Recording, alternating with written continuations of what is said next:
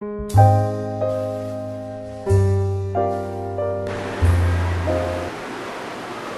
everyone, my name is Anthony Masharia, a lecturer at Mombasa Technical Training Institute in the Department of Hospitality and Tourism Management.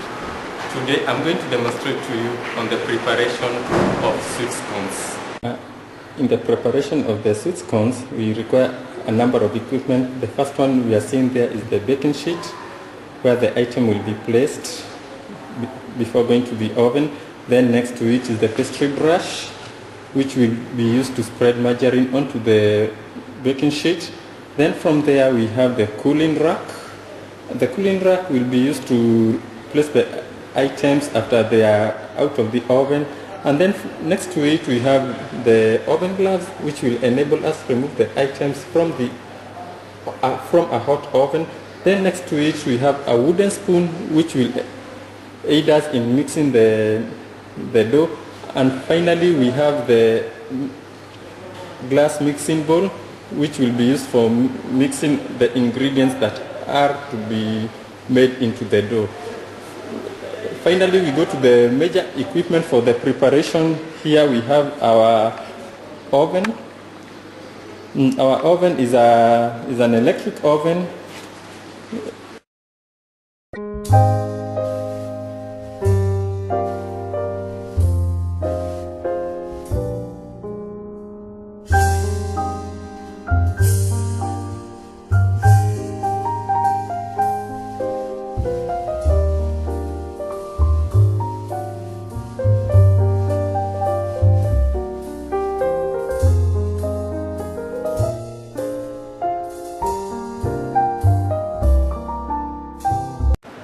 The ingredients required for making sweet scones will include 500 grams flour, there it is, 12 grams of yeast, there it is, already weighed, 60 grams of margarine, there is my margarine, already weighed, 75 grams sugar, there it is, already weighed, food coloring, yellow in particular, there it is.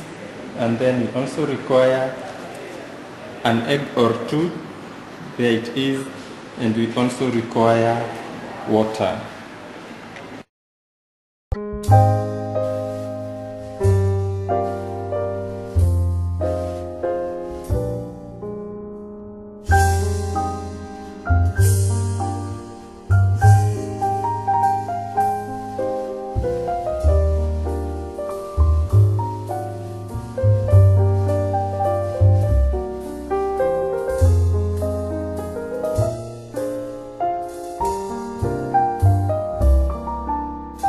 Now I'm going to show you the procedure for preparing the sweet scones.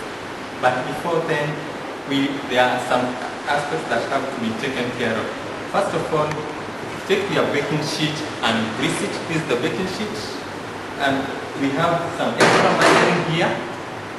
And for you to grease it, you require a pastry brush in which you use for greasing for the preparation. So you grease your tin just lightly, so that you ensure that what you prepare does not get stuck. You grease your tin and then you put it aside. You may also grease the other tin as well, so that when your dough is ready, you just go ahead and place it in the oven. Now, you put the margarine aside as well, the one you have used for greasing, and then you go to the procedure. As I had said earlier, we have a number of ingredients that are required for the preparation of the sweet scones. And they are as follows. We have the 500 grams flour, which I had weighed earlier. Here it is, and I had covered it with a greaseproof paper to ensure that it stays safe.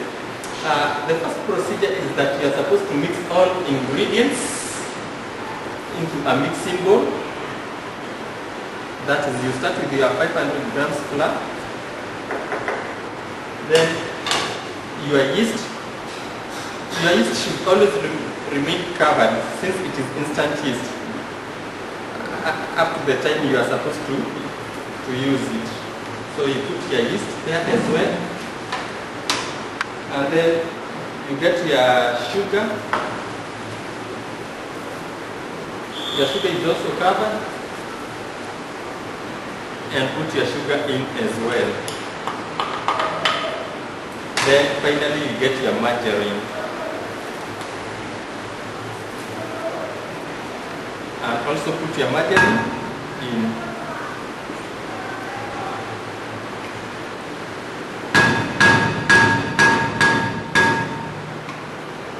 There are basically two ways of preparing this mixture. You can either use the rubbing in method, that is mixing it to the extent that it becomes like sand, but you can also cream using your wooden spoon. I will demonstrate to you on the method that I use by creaming. Using the back of the spoon, you mix the ingredients together.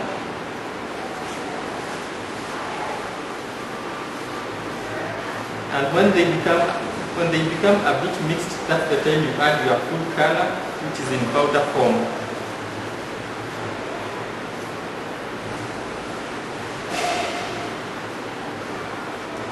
Your food color should be just a pinch. You can pour just a little bit, which will enable it to change the color from the normal white to a yellow color. And at all times ensure that you have something to wipe your work surface to ensure that you work in a clean atmosphere at all times.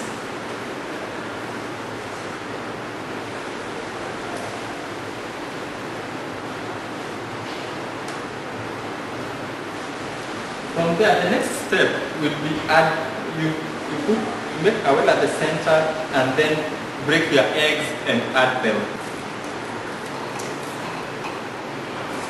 Remember, when adding your eggs, you put one egg at a time so as to avoid having a spoiled egg. You break your egg and then put it into the mixture.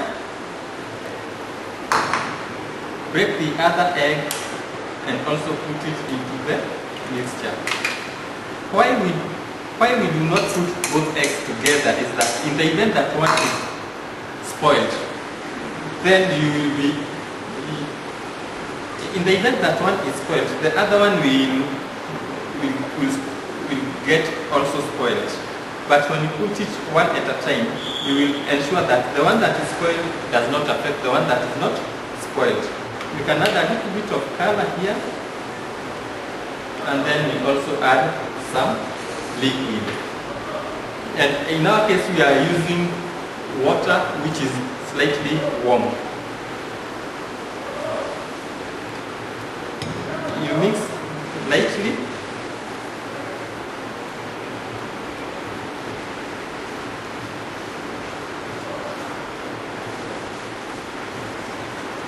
As you can see, it's already changing color. Instead of the normal white we usually see in a mixture, it gives you a yellow color, which is brilliant for the product we want. We also mix from the inside, pulling the ingredients to the inside from the outside to ensure that everything mixes evenly. You can still add more liquid.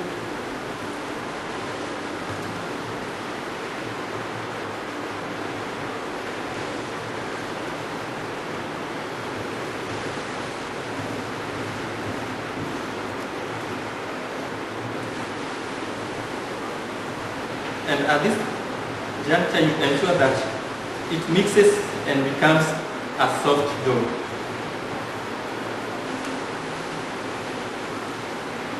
Some people may ask why I am not folding my chef's jacket while doing this mixture, and yet it may get dirty.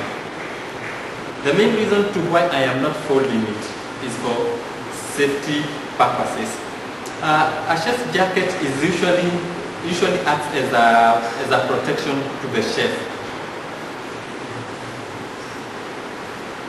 So when it reaches a stage where you see almost everything is mixed, then you put your wooden spoon aside. Put your wooden spoon aside, and then you do the mixing using your hands. This one will tell you how good or how bad your mixture is.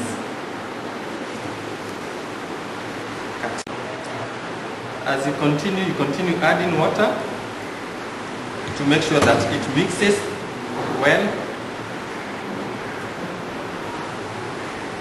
And as you can see, it has already captured the yellow color of the sweet scones we usually see in the market.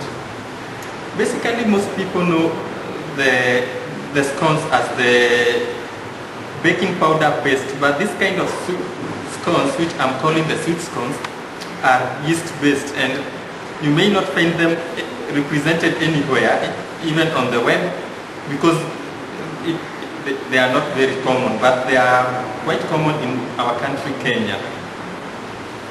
As you can see, the dough is coming out now. And finally, we shall have a dough which will be required to rest for a while.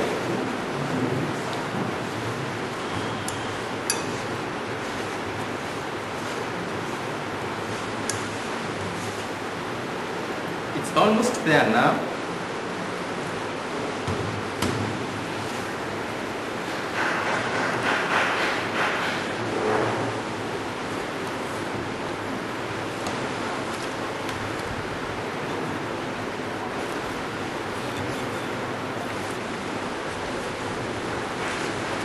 As you can see, I have some flour on the sides, but you are supposed to mix until all this flour disappears. That is why I'm adding some liquid from time to time to ensure that it mixes well, and also this flour disappears totally, and we only remain with our well mixed dough.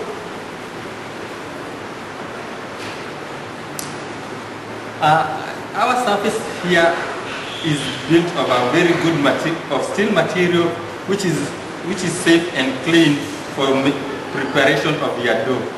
So the last part of the preparation of the dough is going to be done on this wax surface. As much as you had cleaned it earlier while working, it is important that when you move to the next step, you do the same thing, that is cleaning it. So you can pick your dough, then pick your Wetex and wipe your surface.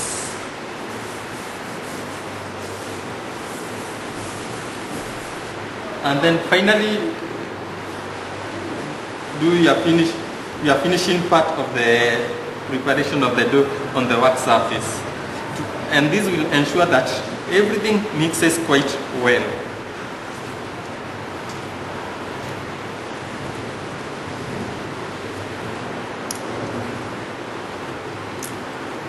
One basic rule about working in the kitchen is that you should not have any jewelry. The only jewelry that you may have and is acceptable is a wedding ring and nothing else. That is why you can see me with a wedding ring but nothing else. Not any other jewelry, not even my lovely watch.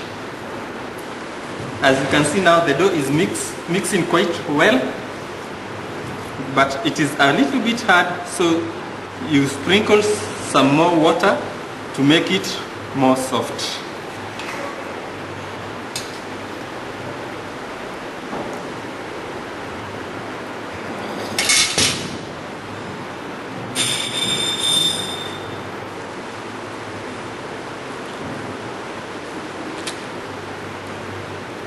As you can see, it's becoming softer and mixing quite well.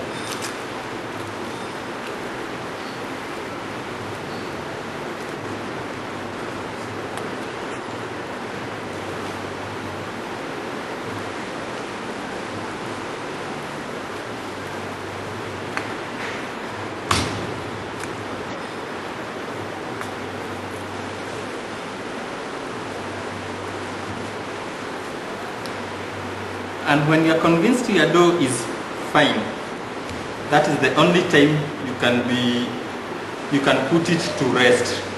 You want to rest it so that the yeast may prove, and by then when the yeast proves, it means that your dough will increase in bulk, almost double the size it is originally. Now for me this dough is quite ready. So the next step I'll do is get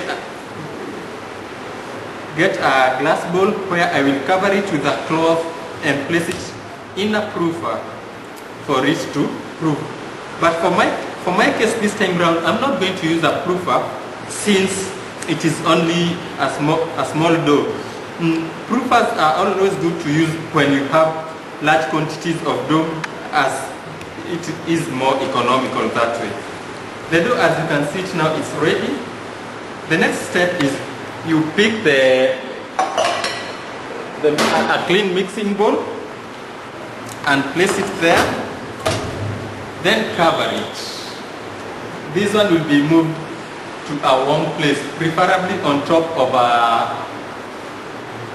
some water that I drink earlier on.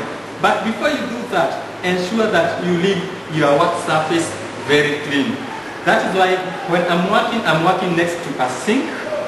So I will drop everything in the sink, and as I wait for the dough to prove, that's the time I will do the cleaning of the utensil. But before then, I must ensure that my work surface is totally clean. So using your Wetex, you can wipe your work surface clean.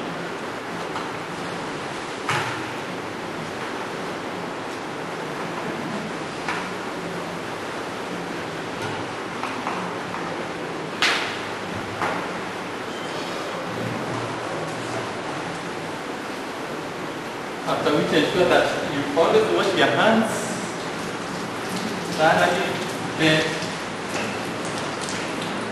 Then place your item in a warm place, preferably on top of a range. That's exactly where we are going to place it, next to the oven that we are going to use.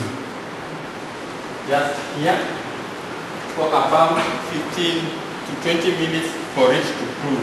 After which we are going to the next step, whereby we are going to portion it and put it in the baking sheet for the second round of proofing before putting it in the oven. Now that you have reached this stage, now the next stage is you ensure that you light your oven. As I had said earlier, our oven is an electric oven, so it has an automatic switch, such that when I switch from the main, I just come and turn on the tab. Here is our mains. I switch it off. That is oven number 14, and then you come here and switch it on. You come here and switch it on. Initially, you put the temperature to the highest for it to heat faster. When it is ready for use, that is the time you adjust to the required temperature. And the required temperature for this particular product is 180 degrees. Okay, after some 10 to 15 minutes, our dough is ready now, as you can see here. Now we take it back to our working surface and knock it down. This is where we were working from. We knock it down. Now you remove it from the bowl, put the bowl aside, and then knock it down totally. After knocking it down, you roll it slightly, and then using your weighing scale, you weigh 60-gram pieces. So we shall carry it to our weighing scale, and we go to our weighing scale. This is there. Switch it on. As you can see, you cut into 60 grams. You weigh 60 grams, it's slightly bigger. Just ensure that you get 60 grams or slightly less or slightly more, but not a lot more. and put it aside. That one you roll it as required. Do the same to all. This is also 60 grams accurately. You go shaping it 60 grams. That is slightly more.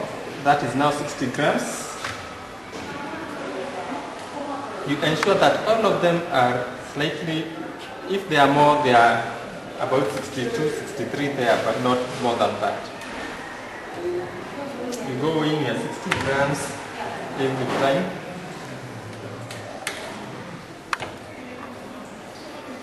And I think I have a can for 60 grams. This is slightly less, you add more to make it 60 grams. We are placing it on this tin so that we may go and shape it as required. That is 60 grams.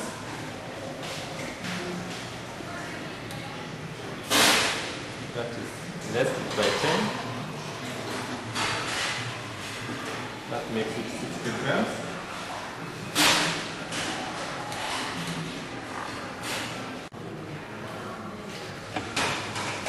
That is 60 grams as well.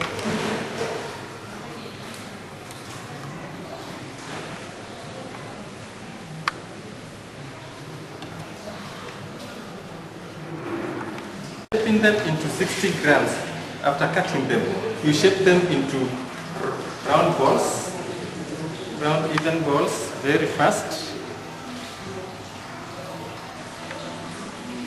ensuring they become round, and then you space them evenly in your baking sheet.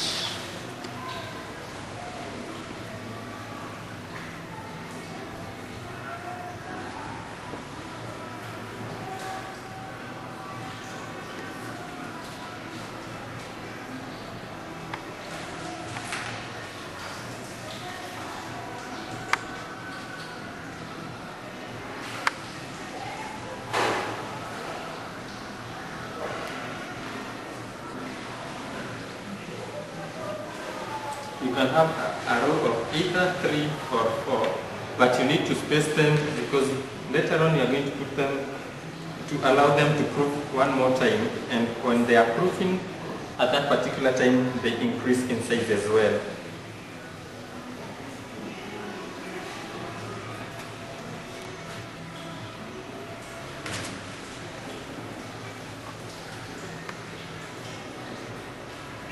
A tin may hold between 12 and 15 pieces.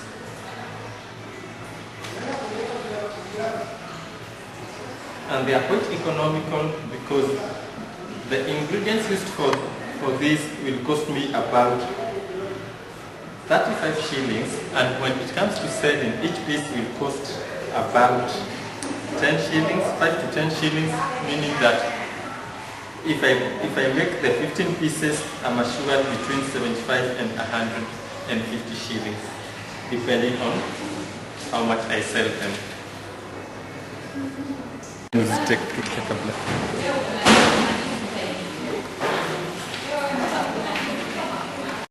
Now, as you can see, the items are ready.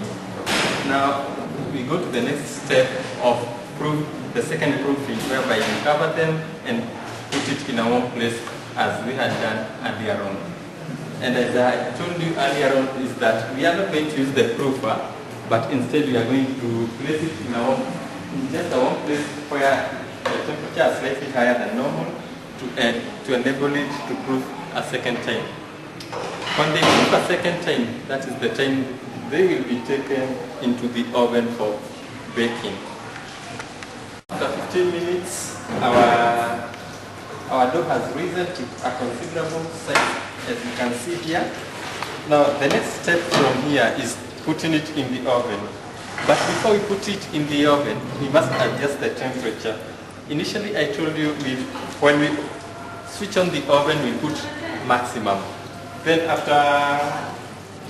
when you want to put it in, now you adjust the temperature to the required temperature, that is 180. So here we adjust the temperature to 180 degrees centigrade, and then using your oven glove, you pick your item and put it back into the oven for it to start baking.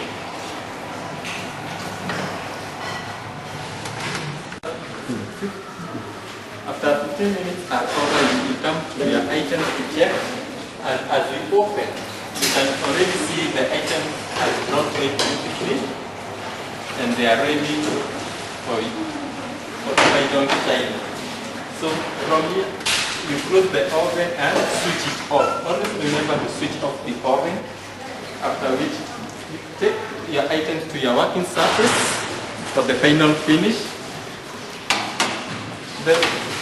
The final bit of this preparation is you apply margarine on top. If you can touch it right now, it's a bit hard, but you apply your margarine to ensure that it becomes soft. It becomes both soft and soft.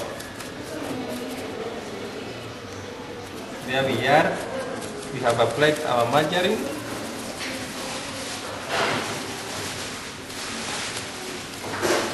After which we give it about 4 or 5 minutes for it to cool slightly, after which we move it to the cooling rack.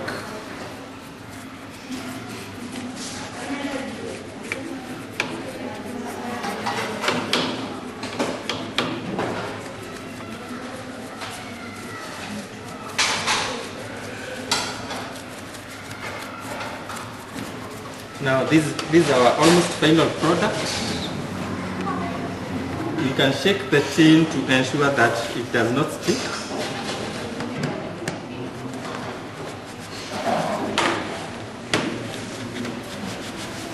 As you can see, these are yeast-based products, and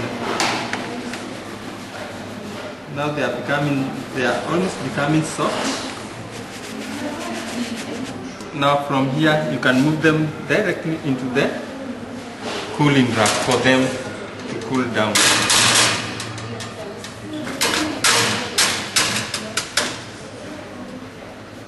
And always remember to take your item back to the sink. With that marks the end of our production of the sweet scones. Thank you very much.